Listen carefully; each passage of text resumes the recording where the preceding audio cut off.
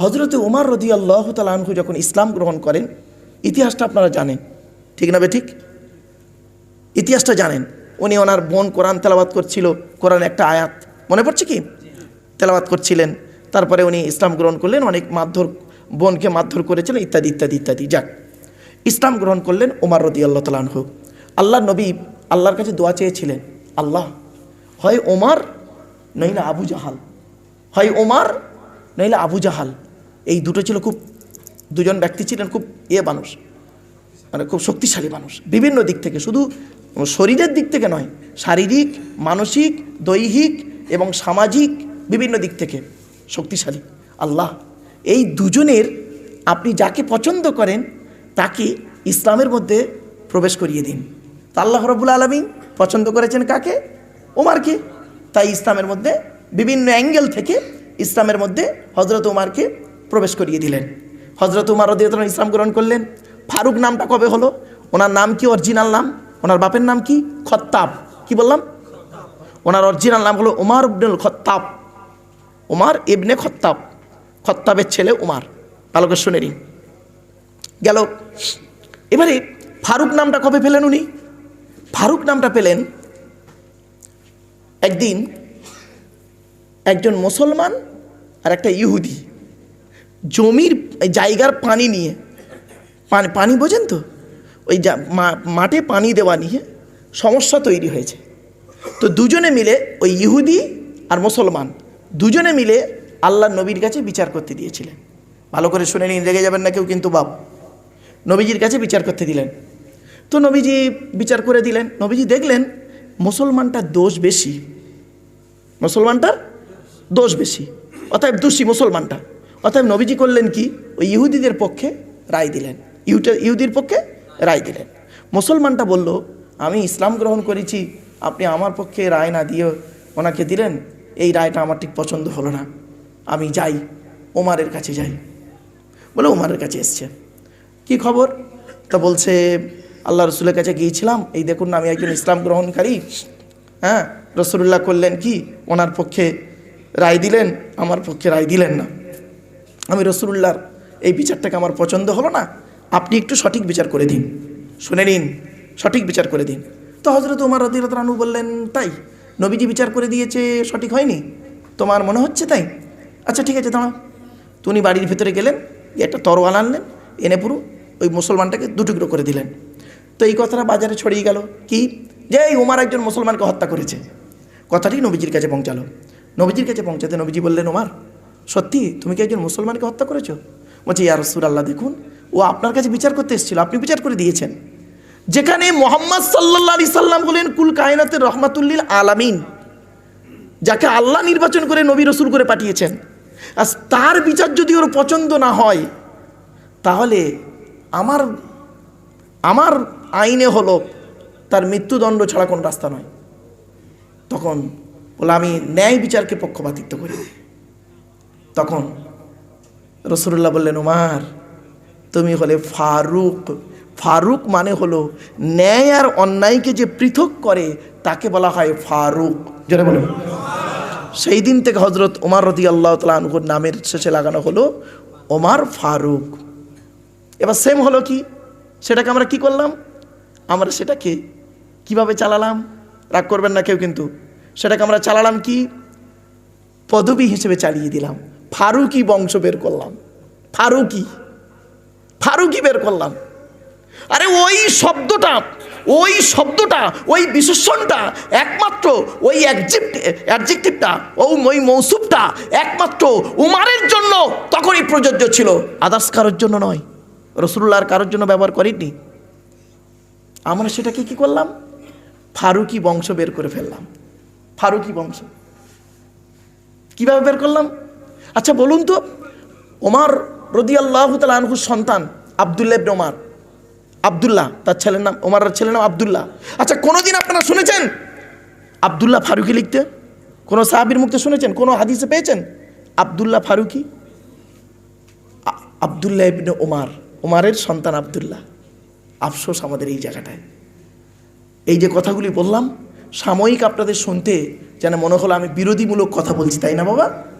না, সঠিক চোখটা আজ খুলে দিলাম। হয়তো আপনাদের কাছে মনে হবে যে উনি বিরোধীমূলক কথা বলছে, না, আমি সঠিক তথ্যটা তুলে দিলাম।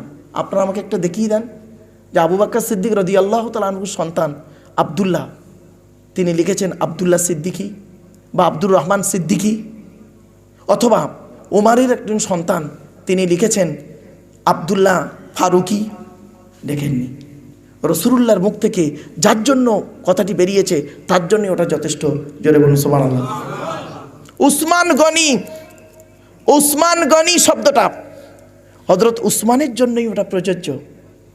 শুধু তাই নয়, আলী কাররামাল্লাহু ওয়াজহা যে শব্দগুলো বেরিয়েছে কল্পনা করতে পারবেন না। চলুন, অধিকার গেলাম না, আসছি। হযরতে আবু বকর সিদ্দিক রাদিয়াল্লাহু তাআলা আনহুর স্তরটা দেখি, সম্মানটা কোথায়। হযরত উমারের সম্মানটা কোথায় দেখি। একটা কথা আপনাদের বলে যাচ্ছি, কোরআনে আল্লাহ পাক বলেছেন নবীদের মধ্যে কোনো দিন উঁচু নিচু করতে যাবে না। লা নুফাররিকু বাইনা আহাদিম মির রুসুলিহি, লা নুফাররিকু বাইনা আহাদিম মির রুসুলিহি। রসুলদের মধ্যে কোনো দিন পৃথক করবেন না। এ উঁচু, উনি বড়, উনি নিচু, উনি ছোট, খবরদার বলবেন না। প্রত্যেক রসুল, প্রত্যেক নবী তার জামানায় তিনি শ্রেষ্ঠ। যারা বলুন না, বুঝতে পারলাম না আপনাদের। প্রত্যেক নবী, প্রত্যেক রসুল তার জামানায় তিনি শ্রেষ্ঠ। মুসা নবীর জামানায় মুসা নবী শ্রেষ্ঠ, ঈসা নবীর জামানায় ঈসা নবী শ্রেষ্ঠ, ইব্রাহিম নবীর জামানায় ইব্রাহিম নবী শ্রেষ্ঠ। তবে হ্যাঁ, প্রত্যেক নবী এসেছেন গোত্রভিত্তিক, কিছু বুঝতে পারছেন? গোত্রভিত্তিক এসেছেন, কিন্তু শেষ নবী যিনি এসেছেন তিনি হলেন কি কুল কায়নাত ভিত্তিক। যারা বলুন সুবহানাল্লাহ, সকলের। আচ্ছা, এটা তো স্বাভাবিক, এ কথাটা আপনাদের বুঝতে হবে কেন, এটা পৃথক করে বলার দরকার নেই। আর এই স্কুলের হেডমাস্টার যিনি হন, আর অ্যাসিস্ট্যান্ট টিচার যিনি হন, আর স্টুডেন্ট যারা হয়, ভেবে দেখুন তো হেডমাস্টার যিনি হন তিনি কি শুধু ওই ম্যাথের টিচারের জন্য হেডমাস্টার? বলুন না, না বেঙ্গলি টিচারের জন্য হেডমাস্টার, ইংলিশের টিচারের জন্য হেডমাস্টার, টোটাল টিচারদের জন্য হেডমাস্টার। শুধু টোটাল টিচারও নয়, টোটাল স্টুডেন্টদেরও হেডমাস্টার। তো বিশ্বনবী মুহাম্মদ সাল্লাল্লাহু আলাইহি ওয়াসাল্লাম কুল সমস্ত নবীদের নবী, হেড নবী, আবার সমস্ত উম্মতের সেরা নবী, গাইডার। জোরে বলুন সুবহানাল্লাহ। এই জন্যই তো তওরাতে যেগুলো পানি পাবেন, তওরাতে বেশ কিছু তথ্য কোরআনে আছে, ইঞ্জিলে বেশ কিছু তথ্য কোরআনে আছে, জবুরে বেশ কিছু তথ্য কোরআনে আছে। এজন্য তওরাত, জবুর, ইঞ্জিল পড়লে আপনি বুঝতে পারবেন। অরিজিনালগুলো, নকলগুলো তো সব উল্টোপাল্টা করে ফেলেছে। আজ আমি আপনাদের কাছে 10টা এমন হারাম জিনিস আছে যেটা কোরআনেও এসছে, আদম নবীর উপরে নাজিল হয়েছে, ইব্রাহিম নবীর উপরে নাজিল হয়েছে, প্রত্যেক নবীর উপরে তার জামানা এই 10টা হারাম জিনিস নাজিল হয়েছে। এমনকি এই কোরআনেও সেই 10টা হারাম জিনিস আছে। জোরে বলুন সুবহানাল্লাহ। সে 10টা হারাম আপনাদেরকে আমি কথাগুলো তুলে ধরবো। তার আগে হযরত আবু বকর সিদ্দিক রাদিয়াল্লাহু তাআলা আনহু, হযরত ওমর ফারুক রাদিয়াল্লাহু তাআলা আনহুর স্তরটা একটু বুঝে নিয়ে চলুন। আবু বকর সিদ্দিক রাদিয়াল্লাহু তাআলা আনহু, আল্লাহ রাসূল বলেছেন, এই পৃথিবীতে যদি আমি কারোর সঙ্গে বন্ধুত্ব করতাম, এই পৃথিবীতে যদি আমি কারোর সঙ্গে বন্ধুত্ব করতাম, লাত্তাখাযতু আবা বকরি খলিলা। এর বাংলা মানে হচ্ছে অবশ্যই অবশ্যই আমি আবু বকরকে বন্ধু করতাম। জোরে বলুন সুবহানাল্লাহ।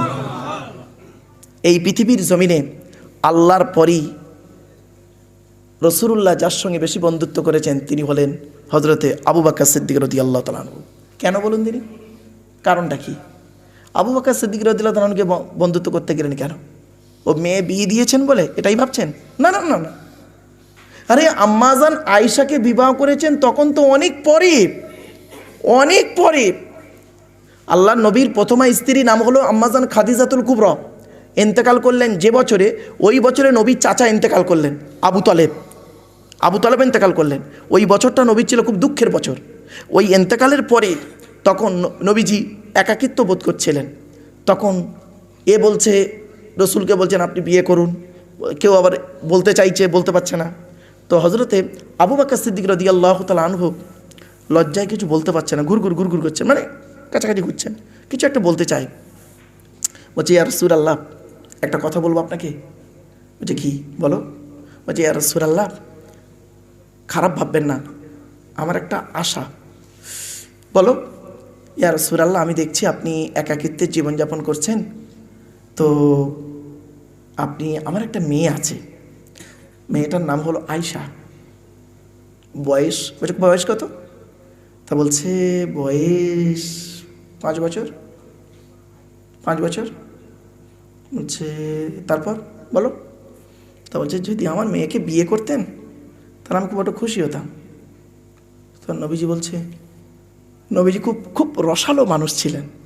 নবীজি আবু বকর সিদ্দিক রাদিয়াল্লাহু তাআলার মুখের দিকে চেয়ে বলছে, তোমার মেয়ের বয়স কত বললে? তা হুজুর 5 বছর। আমার বয়স কত? 50 বছর।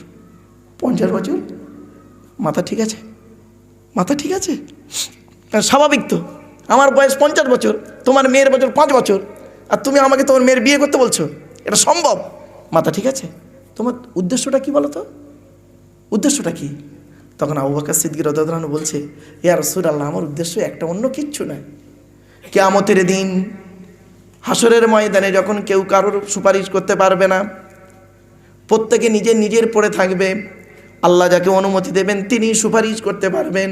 তবে আল্লাহ সর্বপ্রথম যাকে অনুমতি দেবেন সুপারিশ করার, তিনিই হলেন আপনি। অতএব আমার উদ্দেশ্য হলো একটাই, এই আবু বকর পৃথিবীর জমিনে এমন কোনো কাজ করতে পারিনি জান্নাত আমার জন্য হয়ে যাবে। আমি এতটুকু বলতে পারবো না, তবে এতটুকু যেন কিয়ামতের মাঠে বলতে পারি, ওগো আল্লাহ, ওগো দয়াময়, আজকের দিনে হাসরের ময়দানে আপনি যার কথা শুনবেন তার সঙ্গে আমার কিছু না হোক একটা রক্তের সম্পর্ক রয়েছে, বৈবাহিক সম্পর্ক। আপনি কোরআনে বলেছেন নাসাবাহু ওয়াসিগরা, সূরা ফুরকানে বলেছেন আল্লাহ যে আমি আল্লাহ পৃথিবীর জমিনে তোমাদের সম্পর্ক বাড়িয়ে দিয়েছি, শ্বশুর জামাইয়ের সম্পর্ক দিয়েছি, এই ওসিলায় আমি যেন কিয়ামতের মাঠে বলতে পারি আজকের আপনি যার অনুমতি দেবেন কথা বলবে সকলের প্রথম, তিনি হলেন আমার জামাই। এই ওসিলায় যেন আল্লাহ পাক আমাকে নাজাত দান করে। এটাই উদ্দেশ্য, অন্য কোনো উদ্দেশ্য নয়। বলল তাই। নবীজি চুপ করে গেলেন, সেদিন আর কিছু বললেন না। শুনে নিন ঘটনা, কিছু বললেন না, বাড়ি চলে গেলেন। পরের দিন জিবরাইল ফেরেশতাকে আল্লাহ পাঠিয়েছে।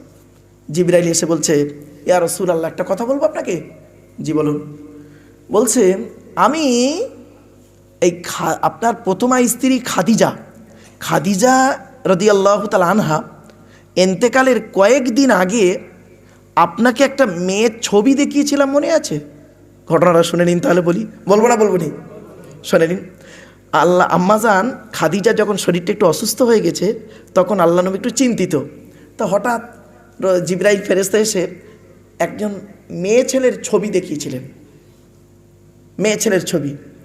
তো জিবরাইল বলছেন, ইয়া রাসূলুল্লাহ, এই মেয়েটা দেখতে ভালো।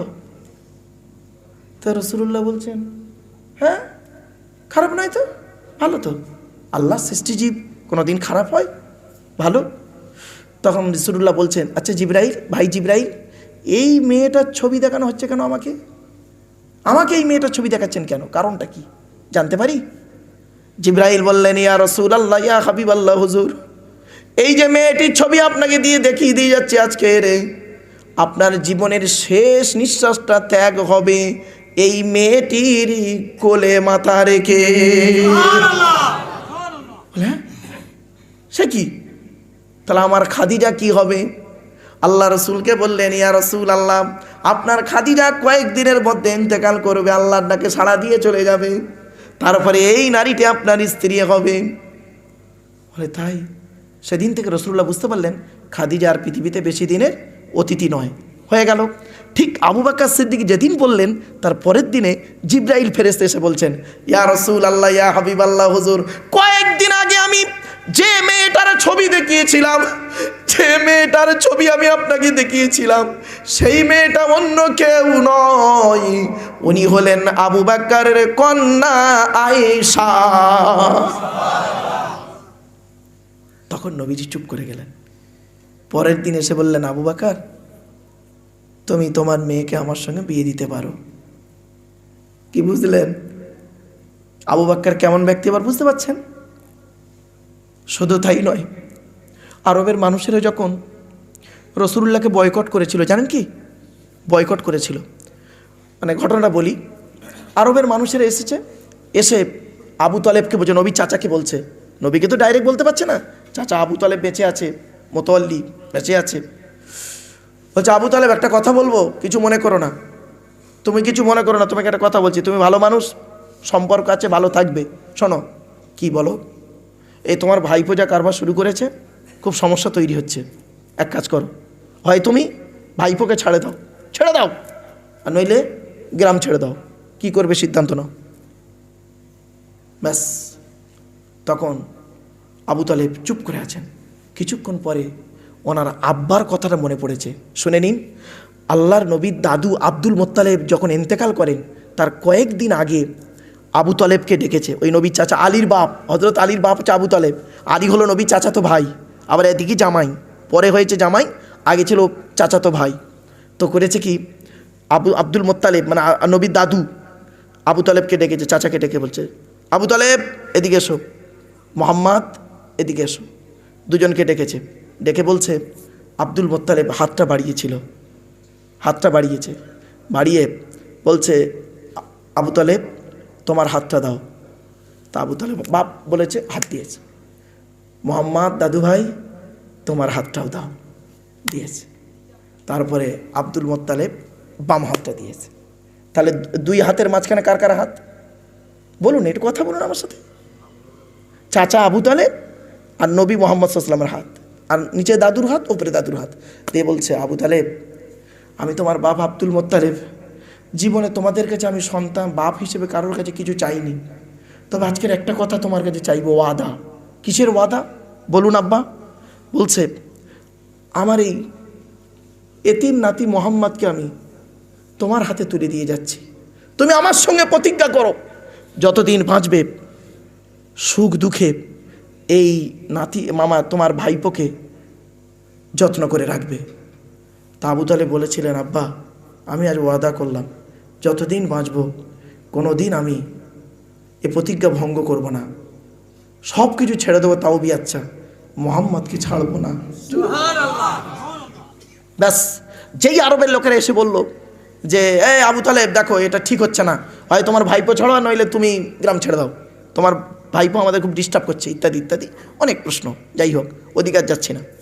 তখন ওই আবু তালেবের ওই আব্বার কথাটা মনে পড়ে, তখন বলল, শোনো আমি ভাইপো ছাড়তে, এই গ্রাম ছাড়তে রাজি, ভাইপো ছাড়তে রাজি নয়।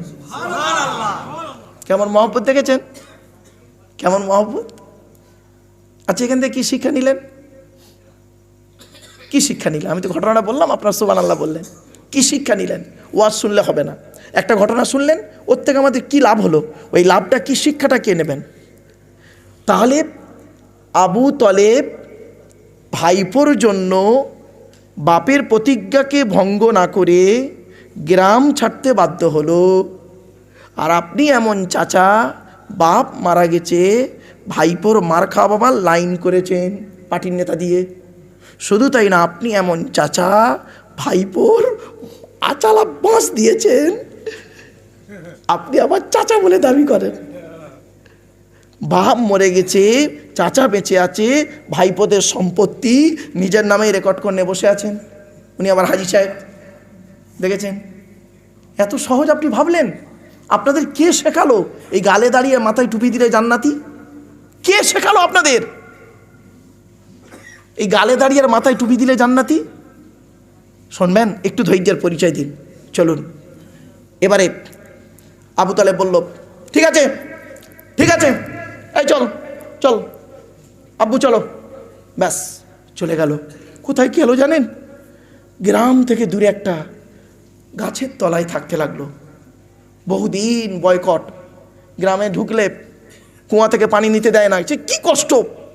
আল্লাহ রসুল বলছেন, সেই দিন করেছে কি আমার চাচা, আমরা এমন খাবার খেতাম, দেখেছি গাছের পাতাও পর্যন্ত আমাদের খেতে হয়েছে।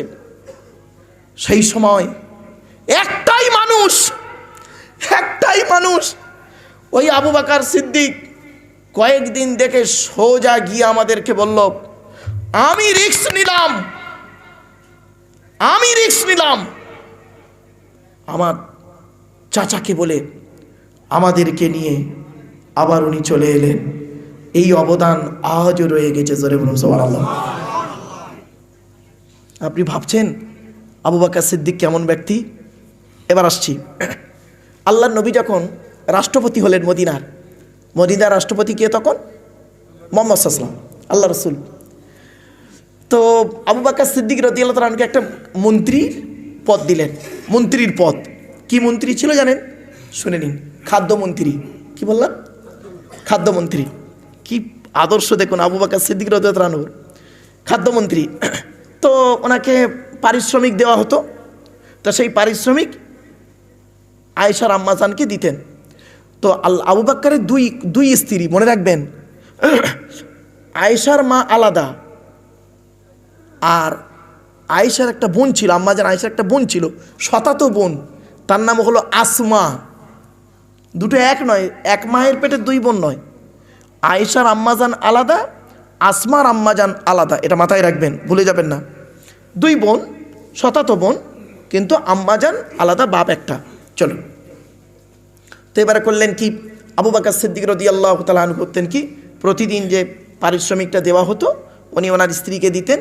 তো একদিন করেছে কি, উনি কত ন্যায় বিচারক ছিল দেখুন, ভাবতে পারবেন না। আবু বকর সিদ্দিক রাদিয়াল্লাহু তাআলা আনহু একদিন বাড়ি এসছেন, আসতে ওনার স্ত্রী একটু হালুয়া করে দিয়েছেন, হালুয়া।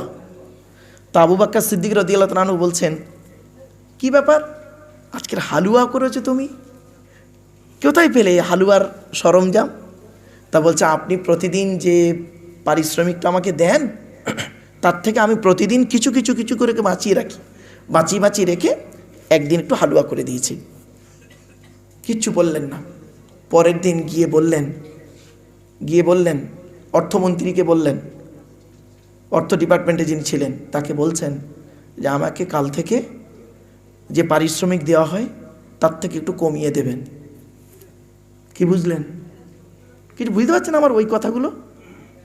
ইসলামিক রাষ্ট্রতন্ত্র কিভাবে তৈরি হয়েছে সারা পৃথিবী গবেষণা করছে, এই কথাগুলো নিয়ে।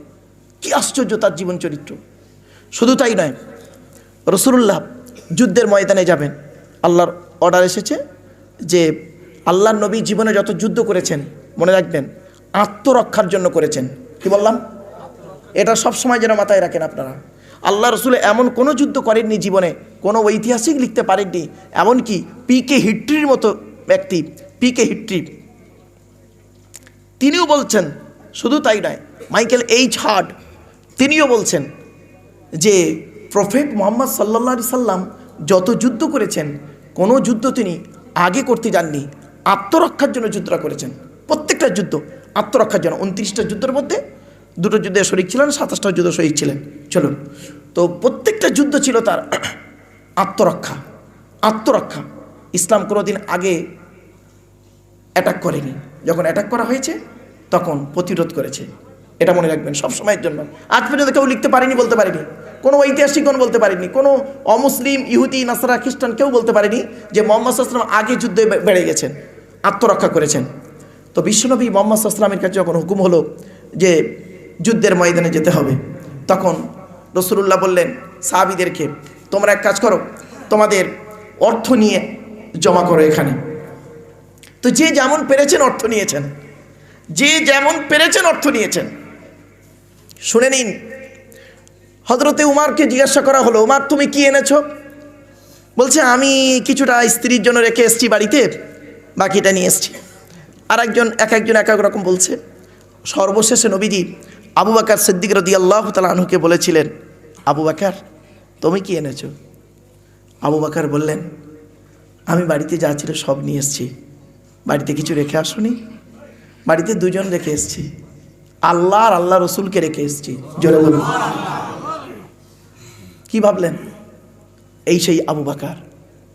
এমনি মুহাম্মদ সাল্লাল্লাহু আলাইহি ওয়াসাল্লাম বললেন, পৃথিবীতে যদি আমি বন্ধু করতাম, আবু বকরের সঙ্গে বন্ধুত্ব করতাম। এ কথাটা আপনারা বুঝতেই পারলেন না? আমরা সেই আবু বকর সিদ্দিক রাদিয়াল্লাহু তাআলা আনহুর জীবন চরিত্রটাকে নিয়ে কোনোদিন মূল্যায়ন করিনি। এজন্য আপনাদের অনুরোধ করে বলে যাচ্ছি, আবু বকর সিদ্দিক রাদিয়াল্লাহু, আমি ওই জন্য বলেছি যা সাহাবিকার নুজুম, নবীজি বলেছেন আমার সাহাবিরা নক্ষত্রের নেই, যাকে অনুসরণ করবেন তার মাধ্যমে জান্নাত পাবেন। যে কোনো সাহাবিকে অনুসরণ করুন, প্রত্যেকটা সাহাবির আদর্শ একদম কোরআন হাদিস মোতাবেক। জোরে বলুন সুবহানাল্লাহ। আর আমরা তাদেরকে বাদ দিয়েছি, আল্লাহর কোরআন বাদ দিয়েছি, কোরআনের সংবিধান বাদ দিয়েছি, নবীর হাদিসগুলো বাদ দিয়েছি, সাহাবিদের চরিত্র বাদ দিয়েছি, এমনকি আইম্মা হজরতদের, ইমামদের চরিত্রকে বাদ দিয়ে আমরা করেছি কি, মানুষের কিছু মতবাদকে নিয়ে নিজেদের মধ্যে ঝামেলায় পড়ে গেছি। বাস্তব কথা আপনাদের বলে যাচ্ছি, এই কথাগুলো একটু মূল্যায়ন করুন, এগুলোকে একটু চেঞ্জ করার চেষ্টা করুন। এগুলো যত চেঞ্জ করতে পারবেন তত ভালো হবে। সাহাবীদের জীবনযাত্রাকে বাস্তবায়ন করুন, রাসূলুল্লাহর জীবন চরিত্রকে বাস্তবায়ন করুন। আমরা নিজেদের মধ্যে করেছি কি, পৃথক শুরু করে দিয়েছি। চলো, হযরতে উমর ফারুক রাদিয়াল্লাহু তাআলা আনহু, হযরতে উমর ফারুক রাদিয়াল্লাহু তাআলা আনহু, তার জীবন চরিত্র শুনবেন। তিনি যখন রাষ্ট্রপতি হলেন, এখন তো রাষ্ট্রপতি প্রচুর পরিমাণ কি করে, এখন রাষ্ট্রপতি হতে গেলে প্রচুর বডিগার্ড নিয়ে আসে, তাই না বাবু? সামান্য একটু উঁচু পদ পেলে 3টে বডিগার্ড দাঁড়িয়ে আছে। আর হযরত উমরের শুনবেন, চমকে যাবেন। ইয়ামানের গভর্নররা এসছে, সিরিয়ার গভর্নররা এসছে, এসে কী জন্য এসছে জানেন? ব্যবসা ডিল করতে। তো এসে খুঁজছে যে মদিনার রাষ্ট্রপতি হয়েছে ওমর ইবনুল খাত্তাব, ওমর ফারুক। তো এসে ওনারা খুঁজছেন, মদিনায় মসজিদে নববীতে এসছেন, এসে বলছেন আচ্ছা একজন যুবক ছেলেকে দেখতে পেয়েছে, একজন যুবক ছেলে। তো বলছে এই যুবক ছেলে শোনো, কি এই তোমাদের রাষ্ট্রপতি কে আছে গো? তোমাদের আমির কে, বাদশাহ কে, মালিক কে? বলছে আমাদের মালিক নেই, আমাদের একটা আমির আছে, নেতা আছে। বলছে তার নাম কি? বলছে ওমর ইবনুল খাত্তাব, ওমর ফারুক তার নাম। বলছে হ্যাঁ, ওনার কাছেই তো আমরা এসেছি, আমরা বিদেশ মন্ত্রী ইত্যাদি ইত্যাদি পরিচয় দিচ্ছেন। বলে তিনি কোথায়? যুবকটা কি বলছে শুনবেন? যুবকটা বলছেন, শোনেন, আমি সকালবেলা শুনেছি একটা খবর। কি শুনেছ? আমাদের রাষ্ট্রপতি ওই আমিরের নেতার অর্থাৎ হযরত ওমর ফারুকের একটা উট হারিয়ে গেছে। উনি উট খুঁজছেন, ওনার উটটা হারিয়ে গেছে, উনি খুঁজছেন। কোথায় আছে বলতে পারবো না, তবে খুঁজতে পারেন আপনারা। আল্লাহ ঠালা, রাষ্ট্রপতি লোক, তার নাকি উট হারিয়ে গেছে, সে নিজে খুঁজতে বেরিয়েছে। কি আশ্চর্য জিনিস বলুন দেরি। তো যাই হোক, চলো খুঁজে খুঁজে দেখছে একটা বিশাল মাঠ। শোনে নিন, বাড়ি থেকে ভাববেন, বিশাল মাঠ, একটা গাছ দেখতে পাচ্ছি, গাছের ওখানে একটা উট বাঁধা আছে, আর দূর থেকে দেখছেন কোনো এক ব্যক্তি বালির ওপরে শুয়ে আছেন। তাই এসছে, ওরা দেখে যাক যদি ওই লোকটা হয় কিছু। কাছাকাছি এসছে, আসার পরে দেখছে একজন বেশ হৃষ্টপুষ্ট লম্বা চওড়া লোক শুয়ে আছেন। তোলা হলো, সঙ্গে এমন ঘুমিয়ে পড়েছে, গা থেকে ঘাম ঝরে বালিতে পড়ে বালিটা ভিজে গেছে। তো উঠেছেন, উঠে তাড়াতাড়ি ঝেড়ে বলুন আমরা এসেছি, আমরা সামদেশ থেকে এসেছি, আমনের গভর্নর এসেছি, আমরা মদিনার রাষ্ট্রপতি হযরত ওমর ইবনুল খাত্তাবের সঙ্গে দেখা করতে। তখন বলছে আমি ওমর। সুবহানাল্লাহ বলতে পারলেন? বলছে হ্যাঁ আপনি? বলছে হ্যাঁ। বলছে আপনার? সে থ বেনে গেছে তারা, ইনি রাষ্ট্রপতি? বলছে দেখুন, কিছু মনে করবেন না, মদিনার বাজারে অনেক মানুষ ঠিকমতো খেতে পায় না, পোশাকটাও পায় না, আল্লাহ তো আমার তবে একটু পরনের পোশাকটুকু দিয়েছে, তো ভালো। কিছুক্ষণ পরে বলছে, ওদের মন্ত্রী একজন বলছে আপনার বডিগার্ড নেই, দেহরক্ষী নেই? বলছে না, তেমন রাখিনি। ওদের মধ্যে একজন ইহুদিদের বড় আলেম ছিল, তাওরাতের বড় আলেম, তিনি বলছেন বুঝতে পেরেছি হে ওমর, তোমার বডিগার্ড লাগবে না, কারণ তুমি জনগণের হক মেরে খাওনি, জনগণের হকটাকে তুমি আদায় করে দিয়েছো, সেজন্য আল্লাহর দায়িত্ব তুমি পালন করে দিয়েছো। আল্লাহ যেটা বলেছে, অতএব তোমার কোনো বডিগার্ডের দরকার নাই, তোমার বডিগার্ড হলো স্বয়ং আল্লাহ এবং তার ফেরেশতা। তোমার বডিগার্ড স্বয়ং আল্লাহ এবং তার ফেরেশতারা, তোমার বডিগার্ড লাগবে না। তুমি তো জনগণের হক মারুনি, বডিগার্ড তো তারাই নেয়। কিছু বুঝতে পারছেন? সেই ওমর একটা মেয়ে ছেলে, অসুবিধা হচ্ছে আপনাদের? একটা মেয়ে ছেলে, আজ রফিকুল ভাই বললো একটু আলোচনা করতে, আমি এই ঘটনা কাহিনী একটু কম বলি, কোরআনের আয়াত একটু বেশি বলি, তবে এই বাস্তবের সঙ্গে মিল দেখুন, আরও অনেক আসছে, কোরআনের আয়াত আসছে, এরপরই চমকে যাবেন। দেখেন